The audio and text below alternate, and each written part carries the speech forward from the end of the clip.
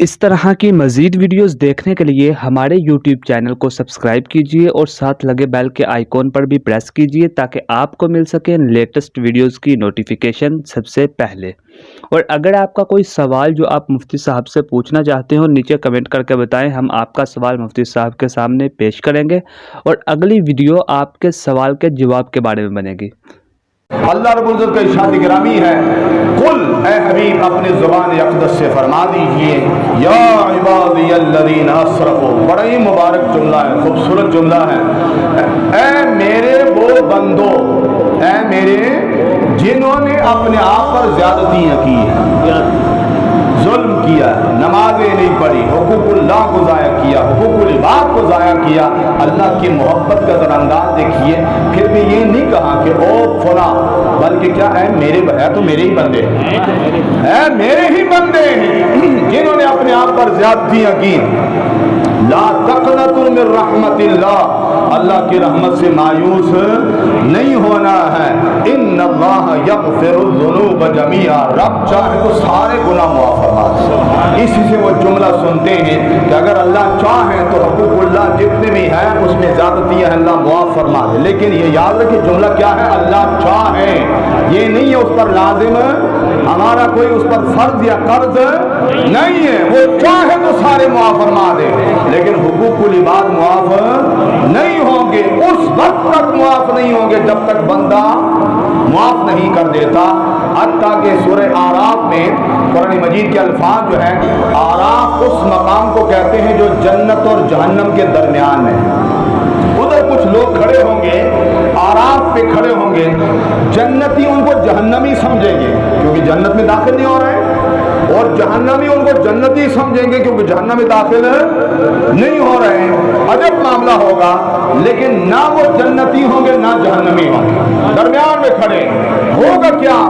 ادھر کیوں کھڑے ہیں، حقوق اللہ پورے ہوں گے، نمازیں پوری ہیں، روزہ حج زکات سارے پورے ہیں، لیکن حقوق العباد میں کئی کمزوری ہوگی جس کی وجہ سے وہ روک دیے جاتے ہیں یہاں پر، لیکن اتنی بھی زیادتی نہیں ہوگی جس کی وجہ سے وہ جنت میں جا ہی نہ سکیں، بلکہ تھوڑا سا معاملہ ہوگا۔ اب معاملہ کیا ہوگا، قربان جائے رب کی رحمت پر، یہی سے تو امید کا پہلو نکلتا ہے نا جناب، آج امید پر بات ہو رہی ہے۔ اللہ رب العزت ان لوگوں کو بلائے گا جن کا انہوں نے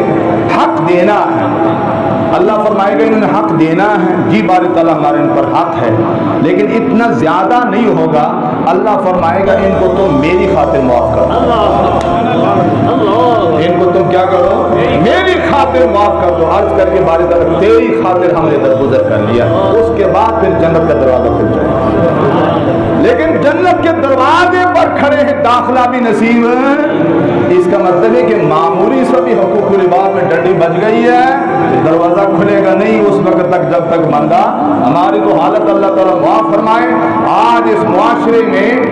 باپ اپنی بیٹی کو وراثت سے محروم کر رہا، بیٹو لاؤ میں لکھ کر دے دوں، یہ تمہارا حصہ ہے، بیٹی کا حصہ کدھر گیا، تجھے کس نے یہ اختیار دے دیا کہ تو اس طرح کرے، اس خالق کائنات نے جہاں بیٹے کو حصہ دیا وہاں بیٹی کو بھی حصہ دیا،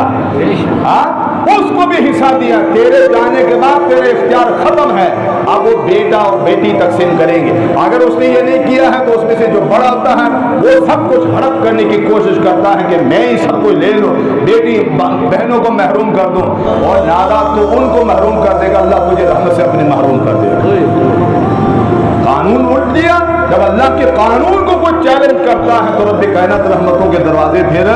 بند کر دیتا ہے۔ تو امید کا پہلو یہ کہ جب تک بندے معاف نہیں کرتے اس وقت تک رب بھی معاف، اور رب فرمائے گا ان کو میری خاطر معاف کر دو۔ تو ارشاد فرمائے لا تقنطوا من رحمت اللہ، اللہ کی رحمت سے مایوس نہیں ہونا، ان اللہ یغفر الذنوب جميعا، اللہ تعالیٰ سارے گناہ چاہے تو معاف فرما دے گا۔ اور ارشاد فرمائے انہ هو الغفور الرحیم، بے شک وہ بخشنے والا بھی ہے اور رحم کرنے والا بھی ہے۔ لیکن یہاں اس جملے سے یہ غلط فہمی نہ ہو تو لہذا میں جو کچھ کرتے رہے، رب چونکہ معاف کرنے والا، کیا یہ بے حیائی نہیں ہے؟ ایک باپ کے سامنے بیٹا بے حیائی کا مظاہرہ کرے، باپ پر کیا گزرتی ہے؟ ایک استاد کے سامنے ایک شاگرد بے حیائی کا مظاہرہ کرے، استاد کے دل پر کیا गुजरती है। एक मुर्शिद के सामने उसका मुरीद बेहयाई का मुजाहरा करे, क्या गुजरती है। बाप से कोई चीज़ छुप भी सकती है, उस्ताद से चीज़ छुप भी सकती है, पीर से चीज़ छुप भी सकती है, लेकिन क्या रब से भी कोई चीज़ छुप सकती है? रब से कोई चीज़ नहीं छुप सकती। वो तो अलीम बिज़ाति सुदूर, वो सीनों के राज़ों से भी वाकिफ़ है, अंदर के मामला से भी वाकिफ़ है। लिहाजा बंदा तो ये है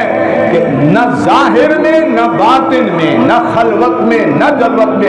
ऐसा काम करें जिससे रब नाराज़ हो जाए, जिससे क्या हो जाए, रब की नाराज़गी का सामना करना पड़े। और भाई यहाँ तो सिर्फ रब का मामला नहीं है, यहाँ तो रसूलुल्लाह का भी मामला सामने आ जाता है। रब तो देख ही रहा, उसकी शान आलिमुल गैब व शहादा, वो गायब की चीज़ों से भी वाकिफ़ है और ज़ाहिरी चीज़ों से भी वाकिफ़ है। मेरे और आपके आका फरमाते हैं, हर पीर और जुमेरात को मेरी उम्मत के अमाल मुझ पर पेश किए जाते हैं। और फिर क्या होता है, हुजूर के अल्फाज फरमाई, इरशाद फरमाए, जब फरिश्ते आकर बताते कि या रसूलल्लाह ये फलां बिन फलां का अमल है, अगर वो अमल अच्छा हो तो मैं अल्लाह का शुक्र अदा करता हूँ, बारी ताला तेरा शुक्र, मेरी उम्मत में ऐसे लोग मौजूद है। लेकिन अगर अमल बुरा हो तो इरशाद फरमाए मैं उसके लिए इस्तिग़फ़ार करता हूँ। सीधा साधा अगर खुलासा निकाले, हमारे अच्छे अमाल से हम हुजूर को सुकून पहुँचाते हैं, और अगर खुदा न खास्ता अमाल बुरे हैं तो हम अपने नबी को तकलीफ पहुँचाते हैं। और नादा राहत तो ना पहुँचा सका, तकलीफ तो ना पहुँचा। जिसने तेरी शफात करनी है, जिसने तेरी कब्र में आना है, क़यामत के दिन जब बाप छोड़ जाएगा, माँ छोड़ जाएगी, भाई छोड़ जाएंगे, दोस्त छोड़ जाएंगे, कोई पूछने वाला नहीं होगा। उस दिन अगर किसी का सहारा होगा तो हुजूर का ही सहारा, उस सहारे को नुकसान न पहुंचा।